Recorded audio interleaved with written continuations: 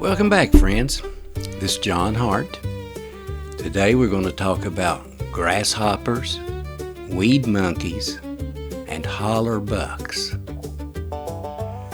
You know, when I was a boy, my grandma and her friends would sit on the porch in the evening, swapping stories, usually about other folks. They'd talk about the grasshoppers and the weed monkeys, names that sounded funny to me then, but carried a sting. I knew what a grasshopper was. At least I thought I did. But to them, a grasshopper was a woman who jumped from man to man, never settling down. But a weed monkey? Now that one scared me.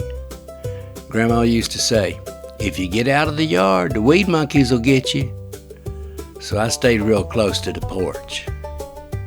Back in the 1940s through the 1960s, those names were part of mountain talk, ways folks described women who didn't fit the mold. Grasshopper meant restless, flighty, always moving. Weed monkey, well, that meant wild, mean, and untamed. The kind of woman who'd drink, fight, and laugh too loud at the wrong time. It wasn't kind talk, but it was colorful. And it told you a lot about how people saw the world back then. So, you know, I get to thinking, if the women were grasshoppers and weed monkeys, what were the men called? Turns out the men had their own names too.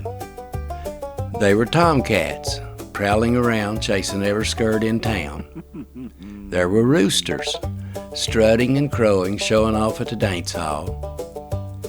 Ramblers and rounders, men who drifted from job to job, from woman to woman. And in some hollers, they were called holler bucks, wild young fellas who ran the ridges looking for trouble. Older ones who never settled down, well, they were called bullfrogs, still croaking at the edge of the pond, hoping somebody's listening. It was all part of that mountain rhythm, teasing, judging, laughing, and storytelling rolled together. Those words weren't just gossip, they were warnings, lessons wrapped in laughter. Don't be a grasshopper, Grandma would say. Don't let the weed monkeys get you.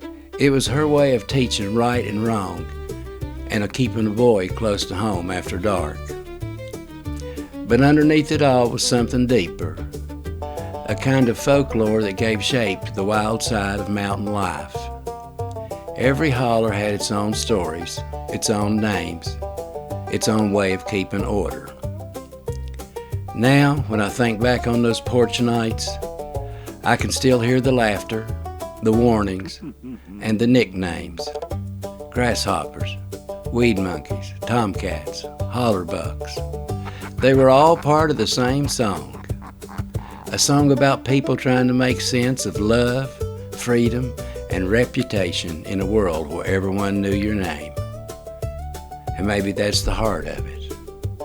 Appalachia has always had a way of turning truth into story, and story into legend. I appreciate you stopping in. If you've enjoyed the podcast, remember to like, share, and follow.